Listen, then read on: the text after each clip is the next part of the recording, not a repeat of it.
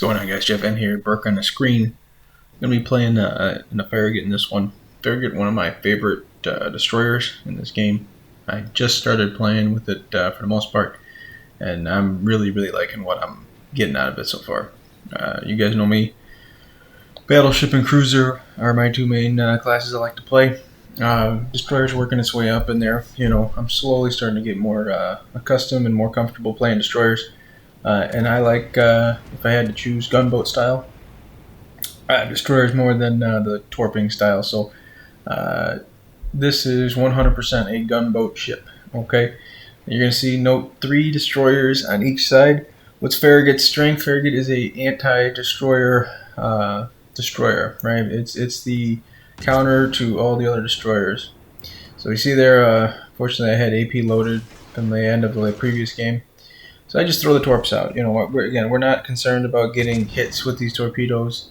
We have 5 main batteries. We're just throwing them out there, the torpedoes, to see what we can hit.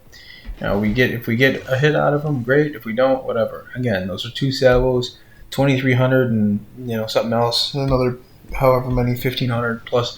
So we're up to 4,400 damage here on the Fubuki. Fubuki's got about, I think, 10k worth of health. So that's painful for him. Again, our build here, we are set up to basically be able to engage these enemy destroyers and duel them. That's why we have sims for the HP. You see there, that's a big chunk on the Sub. The Russian new destroyer, which I actually just got in a crate yesterday, so I'm gonna have to be giving that one a try and see. You see there, we pop the speed boost. Again, we're trying to close the distance on this guy.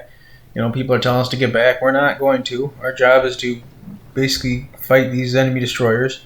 We're gonna go after them. Okay, that's what I'm planning on doing. That's my strategy. That's how I like to play these. Now, obviously, there's a fine line. We're not just gonna start throwing our ship away. And you see there, I get spotted, which means the Sub is right there, and we hit him for another 11k, and we hit him again. These guns reload so quickly. Deadly U.S. guns. I really like what I see out of these. And there you go. We end up taking down the Sub. And at this point, we're in the middle of this cap. I'm going to throw a smoke screen out. Why? Because we're basically surrounded. And we're going to do the best we can to defend our capture on this, right? So, in other words, we're going to try to cap and defend ourselves at the same time. So I'm trying to lay kind of like a smoke cover here, giving myself a path to retreat. And my plan is to basically go sit toward the back half of this B cap and basically play a defensive role here until we get this capped.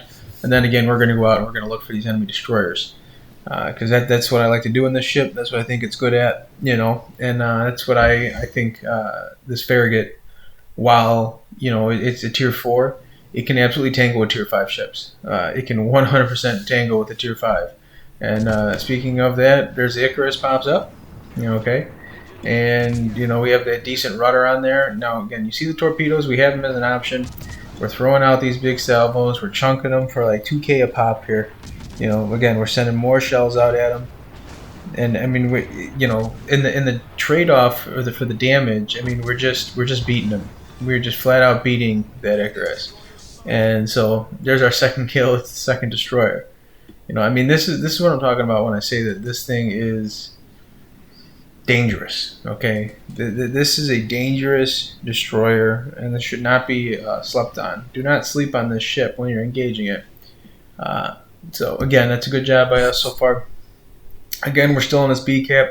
We were trying to cap it, then we got engaged again. I mean, it's just back and forth for us. So again, if you like that gunboat style, if you like that ability to be that counter destroyer, if that makes sense. So basically your job is to gun down enemy destroyers, cap, gun down enemy destroyers, and spot. You got 5.5 kilometers, very good in my opinion, especially for what this ship brings to the table. The torpedoes, nothing special, but again, they're just zoning torps. They're defensive in nature. You just do what you can to protect yourself from them. Now you see there, I saw where those torpedoes came from, and obviously somebody's trying to take a pop shot at our friendly New Mexico. What kind of ship do you think is in the back line of the enemy torpedoing instead of trying to capture bases and spot? That'd be a Japanese torpedo boat. Oh, speaking of Japanese torpedo boats, what pops up on the screen? Fubuki. So let's introduce ourselves to Mr. Fubuki here. Get into a little bit of a tangle and an engagement. Fubuki is good at what it does, and that is it being a torpedo boat and just basically being a damage dealer. I like Fubuki for that reason. If you're into that stuff, I don't know. I think Fubuki is good at what it does, and that is if you're trying to get your floods and you're trying to get your torpedo and you want to be that stealth torper, then fine, play your Fubuki. Fubuki's very good at that. But if you like to play that open water kind of gunboat, get in there, tangle, use the main batteries, and then do not play Fubuki. I think it's got too many guns. It's like the Matsuki. It's just, not very strong. So there you go. You see, good job there. We end up, the friendly team ends up knocking out the Red's last destroyer. And now we got, a 2-ship advantage and a 3-destroyer advantage to none. So this should 100% be a win. We don't win this game, it's 100% a throw. Okay, that's the way I view this. Even though, you could say, oh, well, the score's close and this and blah, blah, blah. No, 100%. If we do not win this game, it is 100% a throw in my opinion. So if you like that style, the gunboat style, play the U.S. line. The Russian primary cruise or primary destroyer line is good. French line is also very good for that as well. If you like that torpedo style, basically your Japanese line is your go-to. Obviously the Italians really don't have a line, so to speak. Paolo Emilio is obviously a suicide torpedo's dream. The Lione isn't very good in my opinion. The French line, again, is to me, it's very high speed. The torpedoes are solid. The guns are solid. Basically, it's their speed that they get their calling card with. The British line, the single stack, obviously torpedoes that the British possess, and the guns hit hard. May not have the best reload on all of them, but the guns hit pretty hard. And then the Germans, I would say, are just very balanced, depending on what ship also you have. Kind of or I should say, depending on what tier and what ship it is, kind of dictates what those overalls are. But in general, I would say if you put force me to make a ruling on them, I'd say that they're gunboats for the most part. They're balanced destroyers. So American line gunboat outside of some of the premiums. Japanese line torpedoes. And obviously everything else we talked about. So those are your two main differences. So my suggestion to you is, if you're like me and you're not big into destroyers and you're trying to still kind of figure your way and find what destroyer line / style you want to be playing, I would say play the Japanese and the American lines, and you'll get your stark contrast right there. You'll be able to make your decision. Am I a gunboat guy, right? Am I American style gunboat guy? Then, all right, if I like that, then we can start looking at the Russians, right? If I like torpedoes, well, all right, then I'm basically going to be a Japanese main. So you get those stark contrasts. And that's why I would strongly suggest that you do that. And by the way, if you're noting, we're chunking this Texas pretty well. We're hitting them for, 4 or 5, sometimes 1,000, 1,100 a piece. And these are not bad guns on this Farragut. And the reload on them is fantastic. There you go. We get a fire. Obviously, I'm not too concerned because, his turrets are so far off, and then we end up getting the sinking on the Texas. With 37,000 damage, 3 fires. 6 defense ribbons, a capture. 3 sinkings, 2 of which are destroyers. So again, we've 100% done our job here. And as you can see at this point, this is 100% turning into a win. Okay, we're capturing this third base. We're up 3 bases to 1. We're up in ship count. They're deedling in the back there. I highlight where I think they're at, and this is a good game in general by the blue team. So again, like I was saying, if you like that style, if you like that gunboat style, I strongly recommend the American line. And one thing I also want to talk about, for Tier 4, Farragut might be the most powerful destroyer. Now, obviously that comes with some trade-offs. You're not going to be the best torping destroyer. You're not going to be able to do the most damage that way. But with that trade-off, you 100% get probably the best gunboat in the game. So if you are playing ranked, and when rank comes back again and it's a tier 4 ranked, I would strongly recommend that you use Farragut. Now, the reason why I say that is because having a destroyer on your team when the other team doesn't is a massive advantage. And how do you do that easily?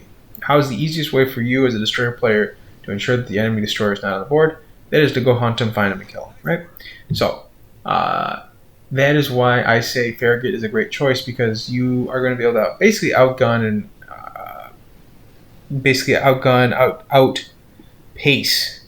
enemy destroyers at the tier. Nothing's going to hold up in a firefight against... No other destroyer, relative even health, is going to hold up in a firefight against a Farragut. If you know what you're doing with your angling, if you know what you're doing with your shooting, the only way that they get you is if they get you with a torpedo. Okay? So, that is why I am a big believer in the Farragut at tier 4. For ranked, again, I don't play much ranked in general, but I do like the strategy behind it. I do like that to think that way and use the mental aspect behind this game. So that's where I would go if I had to play a ranked in a destroyer, ranked match in a destroyer. I think Farragut's a very safe and very good choice. You still have the concealment. 5.5 kilometers is not bad by any stretch of the imagination. It's more than serviceable, So I that's where I would go. That's where I would go if I had to make a choice. And obviously here we're just kind of chasing after these guys, hunting them down. I think the U.S. camo looks sick on this ship. So that's another added bonus here. But again, Farragut is a very good option at the tier. I would strongly recommend that you guys use it. And then we've talked about this in the past. If we're talking about what I see the primary role of a destroyer being, okay, I think Farragut does a very good job of what I deem the primary role of a destroyer. Okay, your primary role is to spot, cap, and counter other destroyers.